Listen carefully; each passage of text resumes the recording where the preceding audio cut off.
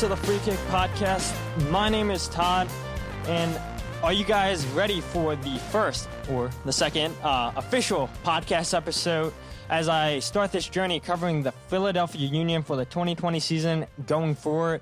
It's going to be different. It's going to be a wild ride, but I mean, I figured, I had such a blast last season going to every single home game, but two, and I was like, you know what, to start this podcast off right, who do I want to bring on who's going to just get this kick started and who's going to be a big influence for fans and whatnot to just become fans and everything. So I was like, you know what? I need to get Parcero Philly on the podcast, and that's exactly who I have on the podcast. How are you doing today, John? Stupedos. What is going on? Todd, thank you so much for having me on the first episode of the Free Kick Podcast. I really appreciate it. Let's get things started. It's been a while since we had to talk about youth soccer, but I'm super excited to talk about it with you, man. Let's get this started.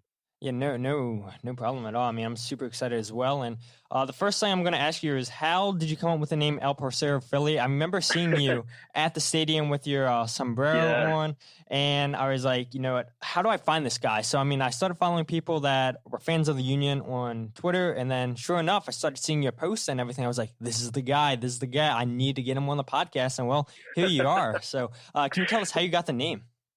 First off, thank you, Todd. I really appreciate that. It's really funny. So long story short, about 4 years ago, I started a YouTube channel, just, a guy who wanted to talk about Philly sports. I went by the name Johnny Sports Talk. It didn't really work out. I kind of stepped away from it. I took a couple year break from it. About a year and a half ago, I saw that soccer was actually growing in this country, and it kind of made me think that it was time to get back into YouTube, but specifically trying to get into the Union. I saw there wasn't really much content being created for this team, besides the team actually making their own content. And I figured this was the perfect opportunity for me to create a voice for myself within Philly sports through the Philadelphia Union. Now, at this time, I met a group of guys down in Atlanta called Parcero United. Great group of guys. You guys should definitely follow them on Twitter at Parcero United. Those are some great dudes down there. And what they were trying to do really was, just unite people from all different lights of the world through their Colombian culture. And they reached out to me. We kind of became friends. I actually went down to Atlanta myself. It was actually for the first Union Atlanta game down in the Mercedes-Benz, and we got to know each other. And it was funny, everyone down there in Atlanta weren't calling me by my name John. Everyone was like, yo, Parcero Philly or Philly. No one calls me John. Everyone down there knows me as Philly. So it kind of the light bulb kind of went off in my head. This was the perfect model to rebrand myself. Now it's not just about sports, not just about giving people my opinions. It's about uniting people from all different cultures, whether you're black, white, Puerto Rican, Asian, it doesn't matter what you are. We can all celebrate, Philly sports together, and specifically the Philadelphia Union. So when you see me down in Talent Energy with my sombrero, being as passionate as I can be, that it's all about, just uniting people through the culture. And so that's what I've been doing. Luckily I've been growing for the last year. We just, now that the all season's here, just trying to unite people through all Philly sports. So I've been covering the other four major sports in Philly, the Eagles, Sixers, Flyers, and Phillies, in hopes that, we can all make Philadelphia a 5-for-5 city. That's the end goal here. We're a 5-sport city here. So that's pretty much my little background there. Yeah, I love that. And I guess the next thing I want to ask is how did you decide Philadelphia Union? I mean, they've been in the city for 10 years. Was it a recent thing, or were you a fan from the start? Or, can you explain that? So I would call myself more one of the casual undercover fans. When the Union started, remind you guys, not to surprise anyone, but I'm 25 years old. When the Union started, obviously I was 15.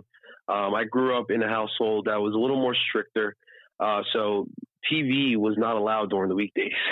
Up until I was 18, there was no TV allowed during the weekdays. So when the Union played their first game, that game against the Seattle Sounders, I actually had to sneak while everyone was asleep, because remember, it was like a late night game. Everyone in my family was in bed. So I had to sneak downstairs watched the Union play the Sounders on my small 24-inch TV in my kitchen to watch the Union versus Sounders. And, from that moment on, I was happy because I've always been a fan of MLS. Obviously, MLS have had some pretty solid Colombian players, specifically Carlos Pibe Valderrama, one of the GOATs in Colombia. So obviously I had an affection for MLS, but, I've loved Philly ever since I can remember. I'm from here. I was born here. So not having a team in Philly kind of made me not really watch MLS as much. But once we had the team, I was happy about it. But, I was young. The Eagles growing up were always the one thing that captivated everyone in the city. So most of my energy was going towards that. The process years took a lot of my time as well. I was really fascinated by seeing the Sixers rebuilding. So the Union kind of took like the backseat in my life. I was still paying attention. I was still seeing what's going on, but it is not what it is right now. To me right now, the Union are my life, essentially. It's the top priority in my sports pecking order. And I just want to continue. I want people to feel what I feel going down there, because I feel like not a lot of people clearly understand what it is like to sit in Rivers End, cheer on with, fellow Sons of Ben or Keystone Ultra if you're part of Keystone Ultra. It is truly something magical, and it is legit in our backyard. It's like a 30 minute ride outside of Philly, but once you get down there, it's a completely different world, and you will not regret it for sure there. Yeah, absolutely. I mean, I told this story to people before, and it's like the first game I went to this season was against Toronto, the home opener, sat in 117, so across the end from the river end. And I was standing up and everything, I guess, when I wasn't supposed to, and people were like, sit down, you're blocking the view. I'm like, okay, fine, I'll just sit here. I was like, yeah, never again. I need to go down where all these fans are standing and everything singing. And so, I moved my seats down there and everything and stayed down there for the remainder of the season. I'm like, this is what it's all about. I mean, you're coming with your brothers, your sisters, you're cheering on the boys in blue. And like you said, you got the Sons of Ben, you got the Keystone Ultras. And it's just, a great time. And I'd like to think that, we're the reason that the team, pulled out some of those late minute wins, especially against FC Dallas, which leads me to my next point that I want to bring up is, what are some of your favorite moments from last season? And don't say the first playoff win. We'll get on to that topic later on. So your favorite 3 games from the season. I mean, obviously we're got to talk about the Red Bull games. I mean, even the regular season Red Bull games, the El Seno game. To me, honestly, the Red Bull and the Union rivalry is something that has kind of been misconstrued throughout the 10-year history. In all sports, Philly and New York, there's a rivalry, right? And so somehow in soccer, the Red Bulls didn't want to, accept the rivalry with Philly, but in the other sports, they did. But to me, this season kind of solidified that the Union and the Red Bull are a rivalry. But that was obviously a fun game. But Todd, to me, honestly, they were all exciting. And for me, it was about the process from the Toronto game to, we can even say the NYCFC game, the last game of the year. I went into Talent Energy Stadium repping my Colombian culture throughout the year. I wore a sombrero. I even wore a Colombia jersey. I even wrapped a flag around me. But just seeing people embrace me, the difference from the first game to the last game, the embracing of me was just something really special. And that's something really I'm going to take into next season, because that to me was really what was special. But another game what was fun for me was Colombian Independence Day is July 20th. This season, we actually played on Colombian Independence Day. And I decided to go down there and spend my Independence Day down in Talent Energy. And that was something special to me, because that was like the climax moment as far as Parcero Philly with the Union. People, actually coming up to me and and wishing me a happy Independence Day when it's not even their country. Like that to me was something special as well. But I mean, the Red Bull game was special. The Dallas game was special as well. Even the DC game, seeing all the alumni come back into town. But again, just seeing people embrace me from the first to last game, that is something I'm going to take into next year. No, absolutely. I mean, that is awesome. And like I said at the beginning, as soon as I saw you, your sombrero really makes you stand out and everything. And then I was like, I started seeing you like more and more every single week, and I'm like, who is this guy? Like, this guy seems like he's the ultimate fan. It's like I need to get on his level. So I mean, at least I got you on the podcast. I don't know, maybe next year I can do half the things you do, but I don't know if anybody's going to be able to touch your level. We'll start a chant together, Todd. There we go. And I mean, I want to stay Posidelphia. I don't want to get negative and everything, but no. For all the Sons of Ben members out there that are listening, people that are connected with Sons of Ben, if you guys could come up with some new chants, that would be great. I mean, I love our chants, but I appreciate what Keystone Ultras are doing. I mean, you guys top-notch chants last year, but Sons of Ben, a membership, I think the 2020 season, let's try to get some newer chants. No, yeah, definitely. I mean, as you know, I'm a proud Sons of Ben member, but, respect Keystone Ultras. They really did their thing this year. And, just talking to all the guys up top with Sons of Ben, even the capos, we're definitely talking about ways we can freshen up things in Sons of Ben. Because one thing we have to remember, too, is with the union growing and as we get into, the next decade of this team, we're getting more fans, especially me. Like, I started going regularly to union games about 2-3 seasons ago. So you're going to start getting more younger crowds coming down there. So we got to keep it fresh, but also try to find ways to still please the people who've been there since day one, since 2007, when Sons of Ben's were created. So we have to find that medium where we can please everyone. We'll get there. And at the end of the day, it's about the team. It's about celebrating the team. And that's just all. When I'm down there, when I'm in the River Zone, it's all about bringing the passion out. And that's what I try to do. If you've ever met a Colombian, guys, we are some crazy mother effers. So and especially me being from Philly, I'm a crazy animal down there, but it's just about bringing the passion, man, because honestly, the players, and they'll tell you themselves, the players really feed off of our energy. It gets them going when, we're loud for 90 minutes. Like, it really gets them going. So that's going to be key. We'll have some fun stuff next year. Yeah, definitely. For me, my three most memorable games from the season was first, the 3-2 victory on the road against Minnesota United. I believe we gave Minnesota the first ever loss in their new stadium. Harris scored that beautiful free kick, and then Auston Trusty talk about the game winner. Oh, you talked about the game winner. I did.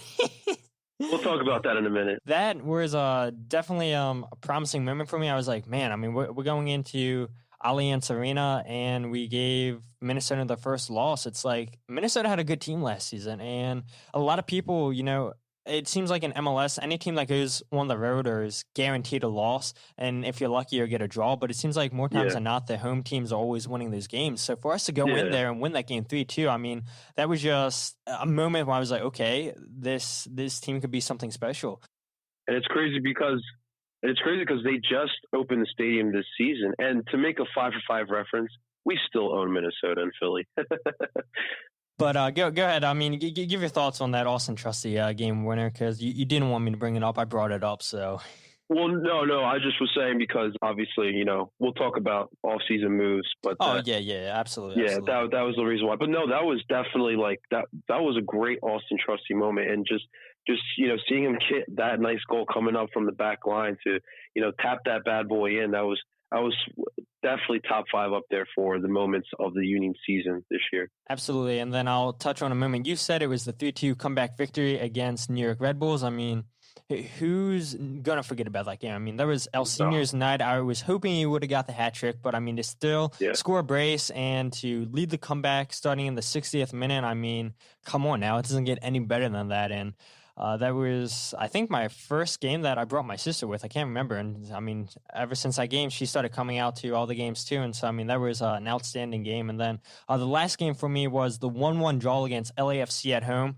This is the game I started believing we could actually win MLS Cup. I went into this game expecting a loss, but Casper scores in the 3rd or 4th minute. And I remember just everyone going crazy in the River End.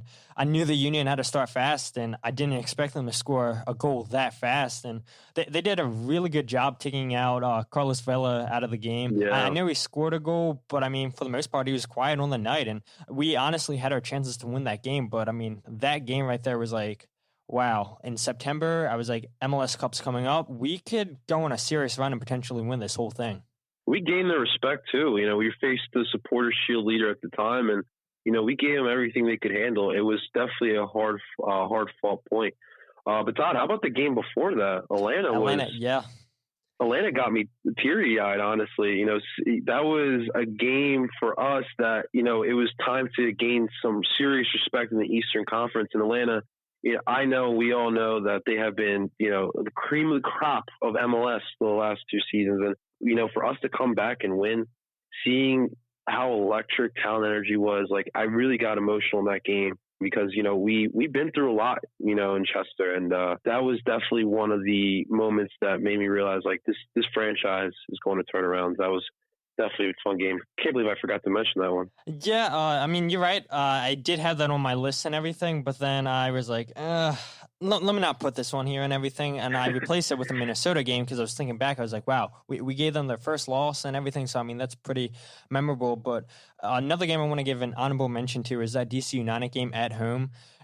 Because I think that's the game that the Keystone Ultras got the whole stadium to do the sha-la-la-la chant, and oh my God, that was intense. Like, I only hear noise coming from the river end, but then you start seeing the two sides of the stadium doing and everything, and maybe 117 and all of them were doing it, but that place got rocking and everything, and I was like, okay, if we could keep this up for the rest of the season, this is going to be a fortress. And there were moments in the season after that DC United game where, they got the crowd into it, but it just died down really fast and everything. But shout out to Keystone Ultras for getting the stadium to do a whole chant with us. So shout out to that DC United game. Yeah, and another thing too, you pointed out that, like, another thing I definitely want to try to do is just try to implement the whole stadium into doing chants.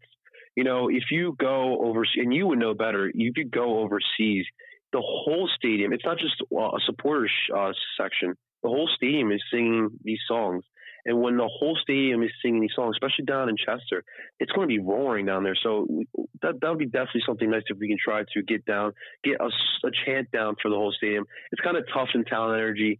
As you know, like the teen sections, 115, 116, 117, all of that is more family oriented, which is completely fine. And I love that about Talent Energy, is that one half, if you want to bring your family, it's a family oriented side, definitely go down there. But if you want to have that full soccer experience, you can go down to the other half, closer to River's End.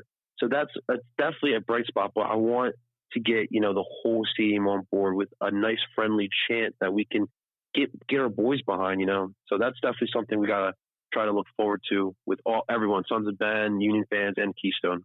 Yeah, absolutely. Now, let's switch gears and look at the players that will be back for the 2020 season. We have Brendan Aronson, Ali Bedoya, Andre Blake, Jack DeVries, Jack Elliott, Matt Freese, Ray Gaddis, Casper Shabelko, Sergio Santos, Cole Turner, Kai Wagner, Andrew Wooten, Joe Bendick, Corey Burke, Juan Carval, Anthony Fontana, Olivier Mbazo, Mark McKenzie, Mishi Galina, and Matt Real. And so then at a contract, that leads us with Colin, Elsinho, and Monteiro. And then the options we declined were RJ Allen, Marco Fabian, and Fabinho. So let's start with the out of contract guys. Do you see Colin and Elsinho coming back? And I'm not going to hit on Monteiro yet. Yeah. With Colleen, I definitely think it makes sense to bring back. We just made a move that kind of leaves an open spot for us in the center back position. And having someone like Colleen we saw last season bring, more importantly, veteran leadership, especially, I'm assuming we're going to bring some more young guys into that back line, like continuously done. So that to me is a little bit more of a priority. With Elsinho, it's difficult. Obviously, we know, he was fun to watch at times last season. He's a techer, it's fun and he brings an energy to the team, but he's getting up there in age. Durability has been an issue. Fitness has been an issue with Elsinho. And you saw last year, matches like the Red Bull game at Red Bull, the playoff game, just a couple times, the Atlanta playoff game, just a couple matches where we saw Elsinho got shut down. Really wasn't much of a factor. I saw teams starting to get more physical with him as the season went on. He even got double teamed at times. I think the Union are trying to bring him back at a reasonable price, which is going to be difficult. I think Elsinho is just trying to, just weigh out all the options for himself, because I think he should definitely feel like this. I think he's got a lot left to play for. So that'll be difficult. I would bring Elsinho back at the right price. And it doesn't hurt having Elsinho coming off the bench there. So, but if I had to put my money on it, I think Colleen comes back, and I don't think Elsinho does come back, unfortunately. Okay. And I'm going to be curious to see what other fans think as I get more and more fans on to interview them and just get their thoughts on the season. So, yeah, absolutely. Let's hear what you guys got to say. Absolutely. So then, like I said, we declined the options of RJ Allen, Marco Fabian, and Fabinho. Do you agree with the declining of RJ Allen and Fabinho? And again, I'll say Marco Fabian for a little bit later. Okay, yeah.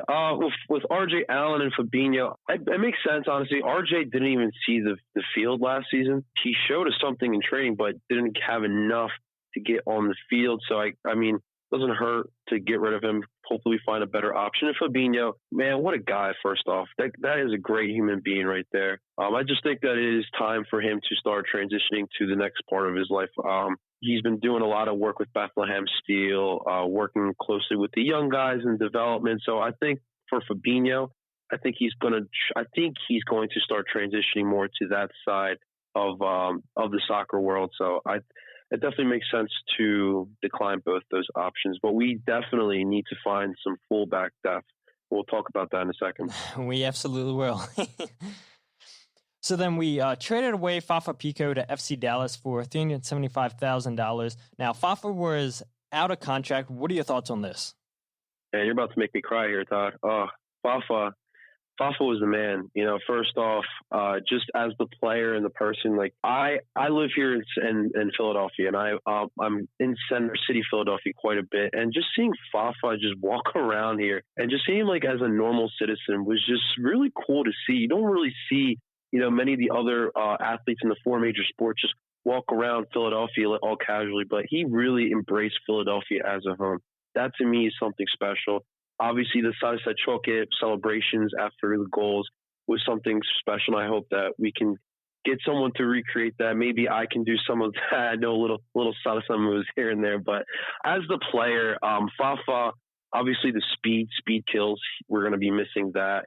He was such a great dressing room guy. He always was. If you watch his Instagram stories, he was always trying to bring a bright light to the dressing room. But at the end of the day, when it comes down to it, Fafa just did not fit the system that we were trying to run. In this 4-4-2 diamond, Fafa to me is more of a winger, and it was just tough trying to find this position for him. You know, Jim put him at one of the two forwards for most of the season. We saw him, I think a couple times we saw him in the midfield as well as one of the shuttle midfielders, but it's just tough to find a specific spot for Fafa, and we still got money off of him, so we can't be too mad about that deal. But definitely a good deal, fact that we got money out of him, but we're going to miss the player that was Fafa. No, I absolutely agree with you. I mean, you hit the nail right on the head there. I think credit to Ernst for getting money for a player that was out of contract. Hell yeah. And now we could put that money to use someplace else. I mean, specifically in the midfield. But I mean, I loved what Fafa offered and everything. I mean, like you said, speed kills and everything. The pressing that he done, I think he was probably the best presser on the team. He tracked back there on defense and everything and looked like he wouldn't lose a single breath and everything. And it sucks losing Fafa and everything, but like you said, I mean, he doesn't really fit the formation, what we're going with. And now with Corey Burke looking like he's coming back as long as he gets the visa issues taken care of, yeah. Fafa would be like the fifth striker and everything. And so for a player who's 28, 29 years old, this is when he needs to be playing every single game. So I think he's going to go get a fresh start in FC Dallas. And I know a lot of fans thought he would be making the move to Europe and everything, but he's still staying in MLS. And hopefully when we play FC Dallas, Fafa doesn't hurt us this year. I honestly thought he was going to go to Mexico. I thought that, you know, he wanted to try something new, and I felt like the Mexican League with his speed would have been something really good for his career. I personally really thought that was the move that was going to be made. And also, too, you know, for anyone who comes in the Union and decides to wear the number 9, you know, there's a lot of pressure on you now because obviously club legend Sebastian Eto'o wore that number, and Fafa just left. And we all know the play that Fafa left behind. So a lot of pressure for whoever's going to wear that number 9 jersey going forward. Absolutely. And then the last player that we traded as of now is Auston Trusty to Colorado Rapids for $750,000. He had an option for 2022, but we decided to trade him away. What are your thoughts on this? Well, Colorado, thank you for giving us money for our youth products for sure. Keegan and now Auston, but we all saw what happened last year. It was like a tale of two stories for Auston Trusty's 2019 season. He started off really good. We talked about the game winner in Minnesota, and it just something went off in his head. I don't know what happened. There's been speculation. We don't know clearly what happened, but something just went off in his head. And in the second half of the season, he just really, really fell off badly. Obviously the Montreal game is really what sticks out to me. He just had a terrible performance, and then Aurélien Collin took his spot, and then Mark McKenzie eventually took back his spot. But, for Auston, I definitely think this is a move for him that's going to be beneficial for him. Sometimes you need that fresh start, and he's going, he's from this area of Philadelphia. He's from Media, Pennsylvania. He had all his friends, all his family here. So now he's going out to Colorado where he only really knows Keegan. So this is going to be some adversity for him. And I think that this is going to be beneficial for his career. But in return, we get some good money for him. This is a youth product. I would personally like to sell our youth products overseas or somewhere else outside of the MLS, but we still got money for him, and it's a move that works well for both sides here. No, I absolutely agree with you. And I believe I saw something like the Union can get another 30% of the money if Colorado trades them to a European team and everything. So please play good, Auston, so we can get some more money for you. So I definitely think he's going to be hungry next year, for sure. Absolutely. Like you said, growing up in Philadelphia and just coming out of the academy and everything to be one of the two starting center backs to lose his spot and everything. He has a point to prove, and especially with the United States men's national team lacking in the center back area, I think, Auston, if he plays well, he could get that first senior man call up. But moving on to the last player that won't be back with the team is Haris Medunjanin. He was selected by FC Cincinnati in the 2019 MLS waiver draft, which means FC Cincinnati owns his MLS player rights, and they can discuss a possible contract. What are your thoughts on this?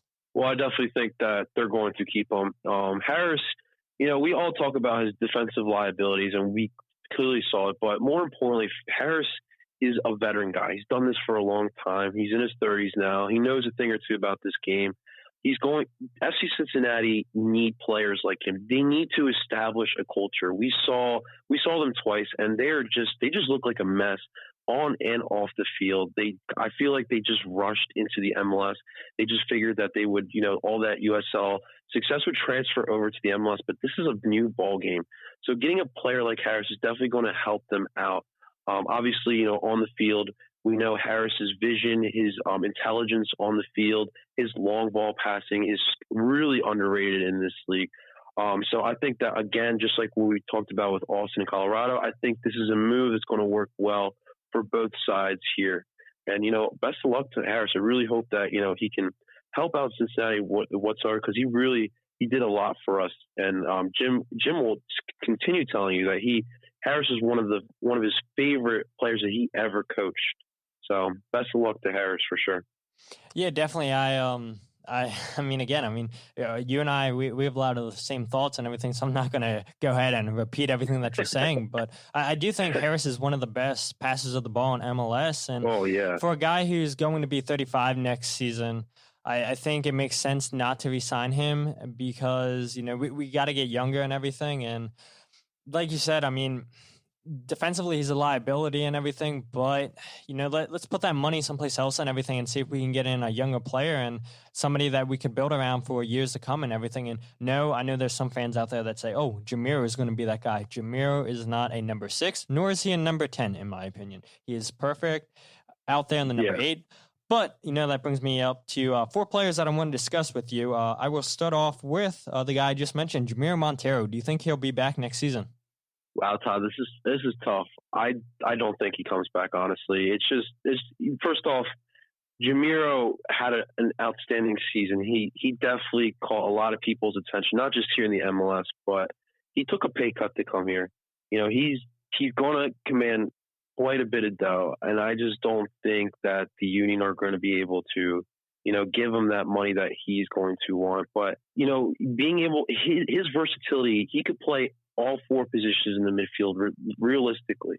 That's definitely something that's going to be tough to replace. But the Union are going to have to try to find a way to replace that because I really don't think that we will be able to pay what Jamiro is going to want at the end of the day. Yeah, I agree with you. I mean, and the thing that I think a lot of fans are overlooking is he's 25 years old and everything. I think he still wants to play in Europe. He has a point to prove and everything. I know it didn't work out at FC Metz and everything, and that's why they loaned him and everything. And I think Jamiro kind of reestablished himself again, and why not go and test yourself in Europe again? And I mean, it would be great if we could keep him and everything, but I mean, I think fans need to think about the player first and everything. Yes, he's an outstanding player, but I ultimately think that FC Metz will find somebody else in Europe to sell him to, whether that's another team in the French league, or maybe he can make the move to the championship in England, or I don't know. I mean, I'm just guessing, but I don't think he'll be back with the Union, unfortunately, next season. It's similar to the Bork Dochkow situation, in my opinion. You know, we all wanted Bork, and imagine this Union team with Bork this season with his passing ability. But you know, it's similar to that situation. But you know, best luck to Jamiro. He definitely deserves another chance in Europe for sure. No, absolutely, and man. Maybe I should just have you come and take over this podcast and everything, because that's exactly what I thought about too. Like, if we had Bork on this team, like, can you imagine? I mean, this guy was the assist king and everything. Oh yeah. Man, I don't want to get sad. I don't want to get sad and everything. Got to stay positive. No. And so let's just move on to the next player, Marco Fabian. Do you agree that it was the right decision not to pick up Marco's second-year option? Marco's another tough one. I agree with what the Union did first off, but you know, me as a proud Latino in this city, seeing a player of the caliber Marco Fabian was spectacular. What he did off the field is going to be remembered more, in my opinion. This was a sign that we needed to do. We really weren't winning much in the 10 seasons that we already existed in, right? We never had a superstar of the caliber Marco Fabian. It was a move that was needed to be made. You know, at Union home games, I would always talk to a lot of fans, but specifically, I would try to find the fellow Latinos, because that was the one market here in Philadelphia that the Union, you know, weren't really attracting. And I didn't understand why, because we are such a big population here in Philadelphia and we love soccer already.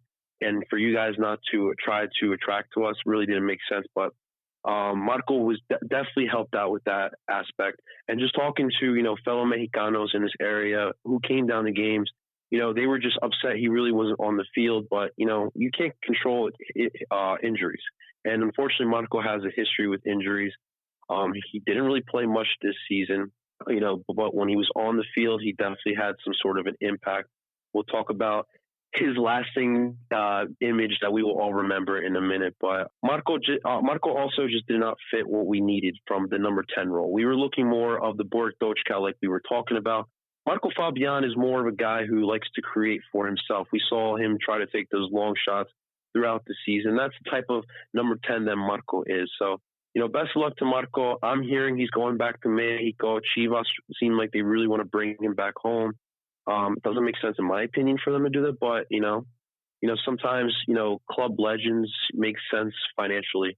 So best of luck to Marco, but definitely the right move by the Union. Got to praise Ernst Tanner. I mean, he was so smart for giving him options and everything, not signing him to a 2-3 year contract and everything. And now that's a little bit over $2 million coming off our books. So that's more money that we can play with. And I know a lot of fans like, oh, we can use that money to sign Jamiro. I mean, we just discussed that. I don't think he's coming back, but if you fans still want to believe that, then hey, all for it. But I'm not trying to set myself up for disappointment. And I think, you know, Marco Fabian, he, like you said, I mean, he's a guy who's tried so many long shots, and that really disappointed me and everything, because some of the shots weren't even close. And it's like, I think sometimes he slowed down our play. I think when he got on the ball and everything, he was looking for teammates around him and trying to create too much instead of just pass and go. And I think, you know, the way that we want to play, or it seems we want to play, just Marco is just not a great fit and everything. But like you said, I mean, we'll talk about it in a minute. I mean, that moment Marco Fabian gave us was worth that $2 million we paid him this season. No, I was just saying, apparently Marco wasn't even Ernst's guy from the beginning. I don't know if you saw that tweet, but I did, yeah. That's a little interesting to see, and it kind of makes sense. The reason why we saw that option on his contract. Yeah, absolutely. I'm glad you brought that up. I think everybody saw they said Croatian player that they were interested in. I forget the name. I'm actually familiar with Marco Piazza. He I remember him 2 seasons ago. He's a Juve product. He got loaned on to Fiorentina, and it really didn't work out in Fiorentina. He has injury issues himself, but just seeing his game, I definitely think he would have fit perfectly with this Union team. He is definitely more of a distributor than Marco Fabian, but that durability too might have been a concern. But I mean, I think going forward, I think the front office just needs to let Ernst do what he does best. He's proven himself, I think, and we don't need to continue. We don't need to make another Marco Fabian signing. We did it. We got what we got out of it. Just let Ernst do what he has to do. Absolutely, I agree. And two more players I want to bring up is, first, I'll start with Ray Gaddis. I mean, just listening to a lot of fans in the stands complaining, we need a new right back. Or looking at Union Twitter, everybody's saying, yeah, Ray needs to be gone. But honestly, I thought Ray did a pretty good job defensively this season. I know everybody wants him to get his goal and everything. There was moments where Ray maybe got caught out of position, but I thought at the end of the day, he looked a lot better playing right back than did left back in seasons past. Well, first off, Todd, we will still write if he scores a goal. But no, you know what, Ray? I'll be honest with you. He's not the most talented player on the pitch. It's obvious, but what Ray brings you is a relentless, hard-working guy. And sometimes in a locker room, dressing room, whatever you want, you need players like that because he absolutely sets an example. In the 80th minute, when you're exhausted and you just want the ref blow that whistle, and you see Ray still hustling, still pressing, still moving up the pitch, that is something contagious.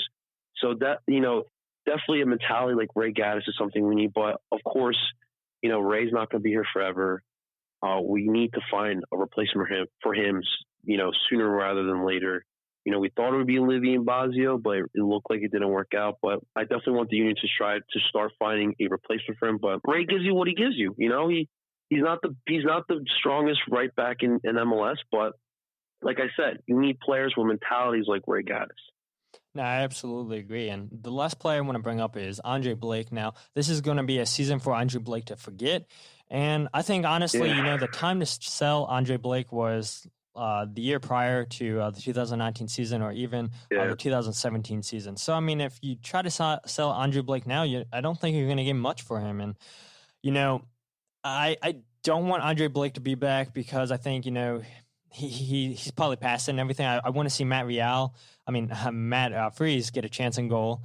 I thought Carlos, when he played last season, Carlos Miguel, I thought he played decently. He had a couple good saves and everything, but then Salzburg needed a goalkeeper, so they took him back. But it's like... Coronel was playing in Champions League this year, bro. I saw. That's crazy. That is wild. To go from the Union to the Champions League, I mean...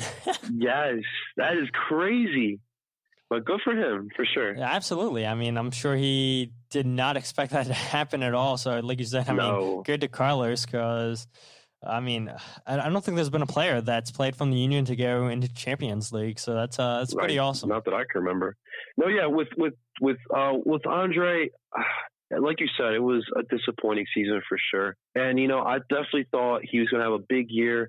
We're going to finally sell him. I didn't want to sell him more for us, for financially. More so, I want to see him thrive. I wanted to see him play for a championship team, at least over in England. But, this season, I think it just solidified that Andre is just simply an MLS starting goalkeeper. I see his career, resembling a little bit like Luis Robles, who just signed on with Inter Miami, actually. I think we will see him for maybe another year, maybe two with us. And like you said, we got to start, handing the keys over to Matt Freese. But yeah, I think Andre is going to be an MLS goalkeeper going forward, unfortunately. Yeah, definitely. Now, let's go ahead and talk about what are some players that you want to see the Union sign. I came up with two and a half players, in my opinion, but I'll let you start. I mean, players on the top of your head, and then let's try to stay realistic. I know there's a lot of people out there like, let's get Mario Balotelli, which could happen. Or let's get Chicharito. It could happen, but I don't see either of those players coming. So what are some players that you want to see the Union attempt to try to sign? Well, here's the thing, Todd. So I'm going to come out with some videos. I'm doing like a little scouting report for the Union. I will give you what I'm looking for in our signings this winter. So as you guys know, the MLS trend these days are not just to sign the aging European star. It's about finding those young players around the world who are almost there, who are maybe in a bad situation and can come here and make a name for themselves and then be sold on to Europe. And I really want the Union to continue trying to find those players. They did a good job last year finding guys like Kai Wagner, who I definitely think who can still play in Europe. Sergio Santos Gomes ended the season very strong, so I'm going to be looking forward to what he does next year. But I want the Union to look into, the different countries in Europe, specifically in South America, and that's what I will be trying to cover because obviously I have South American blood, and I'm seeing MLS teams get bargain deals for South American players to come play here. And obviously we saw Miguel Almiron get sold on to Newcastle for a nice fee for Atlanta. Ezequiel Barco down in Atlanta is supposed to be, the next big signing. And you're going to see teams like Inter Miami, Nashville do the same model. So I want the Union to try to take advantage of that for sure. Obviously the midfield is somewhere we're going to need to, reestablish there in this winter here. We're probably going to lose Jamiro Monteiro, like we mentioned. We lost Harris Medunjanin already. We lost Marco Fabian.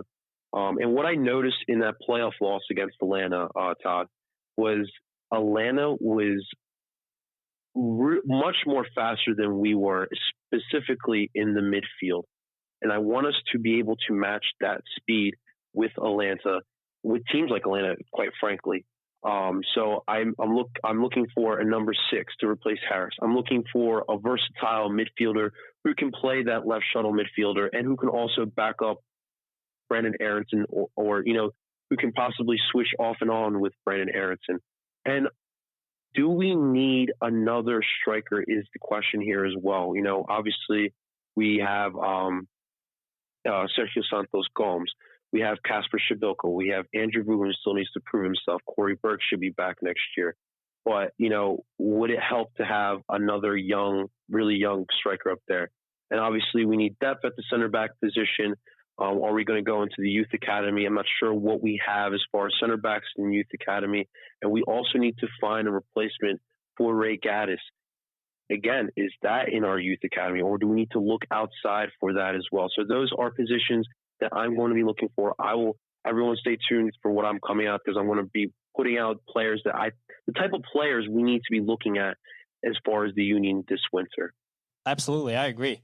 But some players I want to mention, you hit the nail right. Yeah, what you got. I have at my number 3 is just any players that Ernst Tanner can find in the lower German divisions or in Austria. I think we saw that Kai Wagner was the best left back in the league last season. I think Sergio Santos, we saw the potential and everything if he can stay healthy. Kasper, we saw his season he had.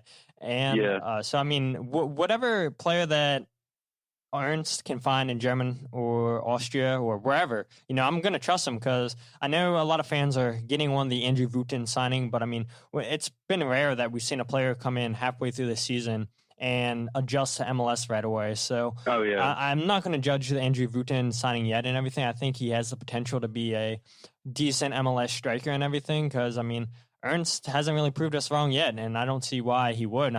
You could look at the Marco Fabian signing, but at the end of the day, it was only a 1-year deal, and, we got what we got out of him. But my second player that I want to look at now, I wouldn't expect people to know this guy's name, but his name's Alex Teixeira. He plays over in the Chinese league. Now, something that's interesting about Alex, he's 29 years old, but before he made the move to China, he was playing at Shakhtar Donetsk, the same club that El Senior was playing at before we signed him. They were teammates.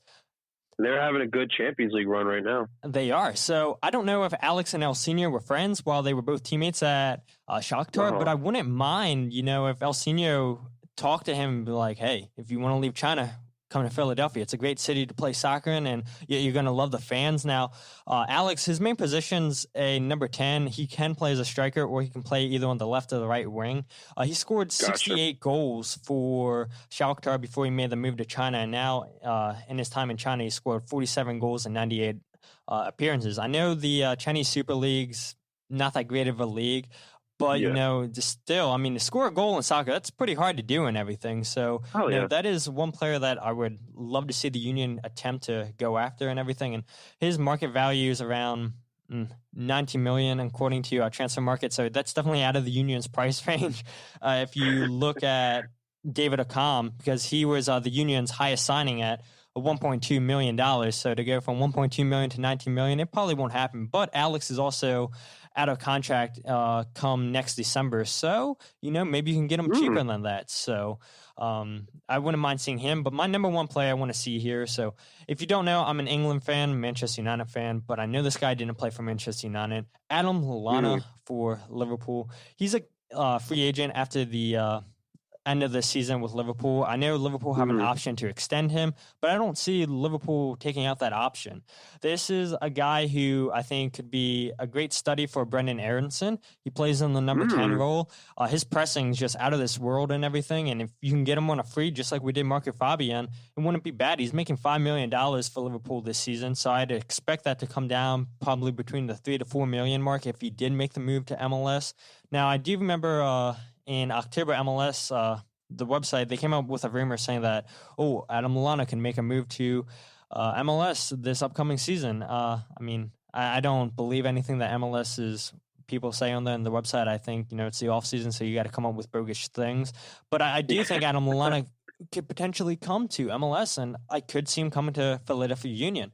He doesn't seem like one of those flashy European guys who, I need to play in Miami, I need to play in LA, just let me settle down in Philadelphia. And he'll be 32 years old in the summertime. That's when we would be able to get him, unless we could discuss with Liverpool now a transfer fee. But I don't see Liverpool selling him now, as they have a busy schedule coming up. But Adam Lallana is my number one guy I want to see the Union sign. No, yeah, it's definitely tough too, because I'm running into the same issues, like looking for players, because like we all want all these players, but then we look at their like market value and it's like, well, we can't really afford this. And that's kind of like the issue I've been running into too, trying to find players that you could possibly buy. And it's like, can the Union afford $5 million for a player? Yeah, so exactly. I definitely feel you on that for sure. But I'm, just trusting Ernst. Ernst has been able to find bargain deals throughout the world. He's got connect throughout the world as well. So, I'm hoping that he can find some nice gems for this season as well. Absolutely. Now, as we wind down the podcast and everything, let's talk on the topic I'm sure everybody wants to hear about. Our thoughts on the first playoff win in club history against the New York Pink Cows. What are your thoughts on that game? The best sporting event in my life, honestly. I've been, obviously, been to the 4 major sports in the city. Never been to a playoff game in my life, live at least. Never been to a live playoff game in my life. And Todd, that atmosphere was absolutely electric. And, I know when we were down, was it 2-0 at one point? 2-0. Yeah, everyone just seemed down, but I knew we were going to come back. Like, there was no way we were going to sell out Town Energy. Played the Red Bull for our first game here. And it was like our first playoff game since 2012 when we played the Dynamo at home. Yep. But, there was no way we're going to lose that game, and seeing the goals fall. And then the Red Bull got the third goal. And then we came all the way back, and Marco Fabian didn't really do much for us this season, but gave us, the best moment in Union history. And that's how we will remember Marco Fabian. And Todd, honestly, like I'm an emotional guy, especially when it comes to Philly sports, because I love them so much, dude. Like I genuinely cried because it meant that much to me. Like the way everyone felt in that stadium, like we were all rejoicing. Like it was just a magical moment. And I hope the Union can continue giving us moments like that. But that game was really the story of the Union season. Like everyone counted us out, right? No one thought we could go as far as we did. No one thought we could be in first place in East for as long as we were. The city of Philadelphia, half the city of Philadelphia don't even know we exist. But yet, we still found a way. We still won that game. Yeah, absolutely. And it was such a great moment, man. Yeah, it was. And I mean, you captured that moment perfectly in your YouTube video.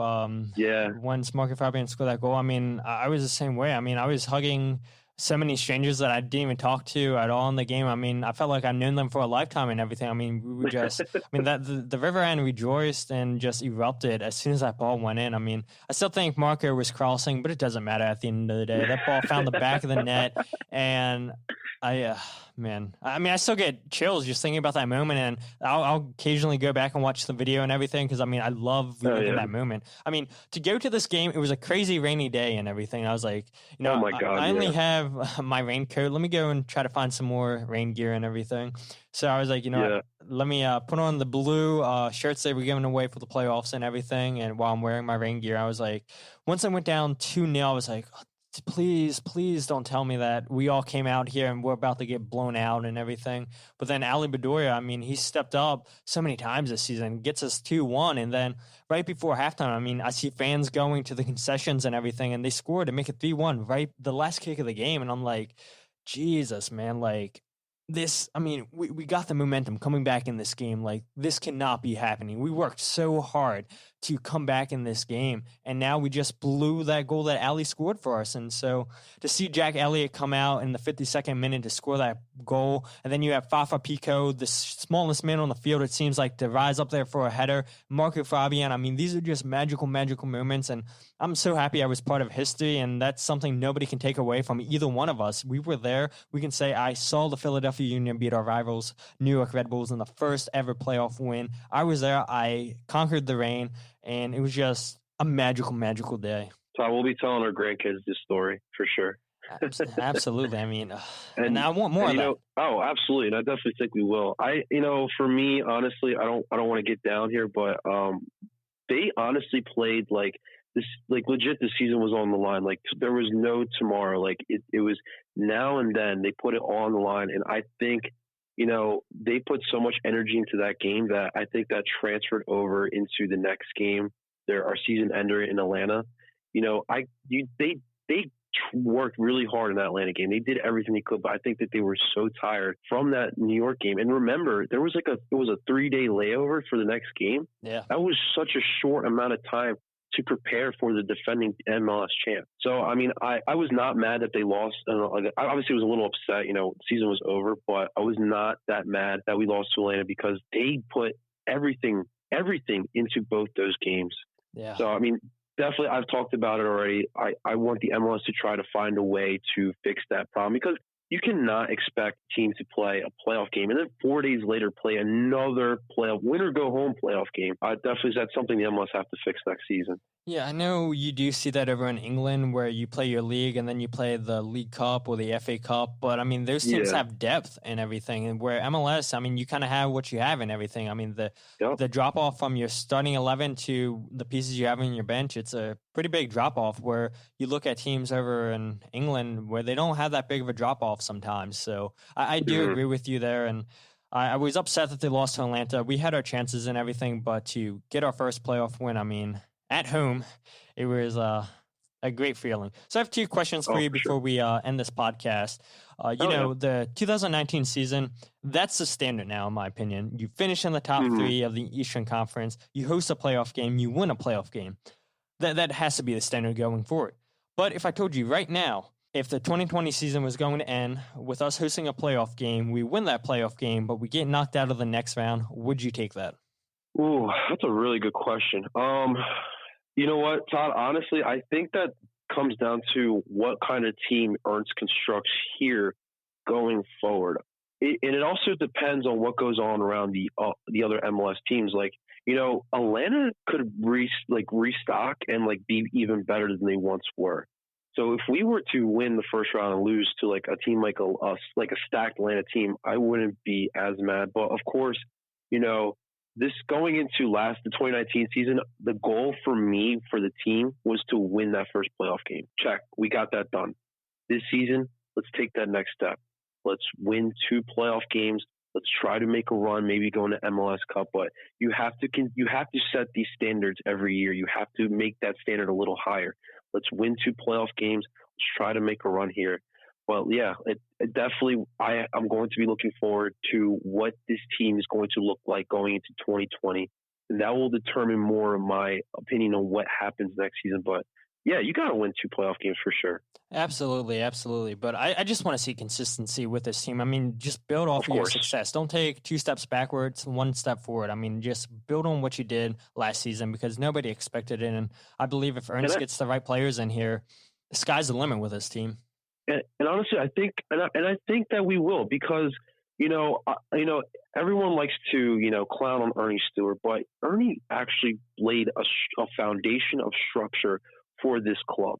And you look throughout this club, we have one of the best youth academies in the league, right? Jim Kirchin has been here for a while now. Like everyone in the Union organization knows what the standard is because Jim is starting to set it. You already have a really good athletic director in Ernst Tanner. So there is structure with this team, something we didn't have in the first 5 years of the Union. So I definitely think that we will continue seeing consistent success for this club. Absolutely. I agree 100%. And my last question for you is, if somebody's debating on going to a Union game next season, what do you say to them to make sure that they come out to the game next season?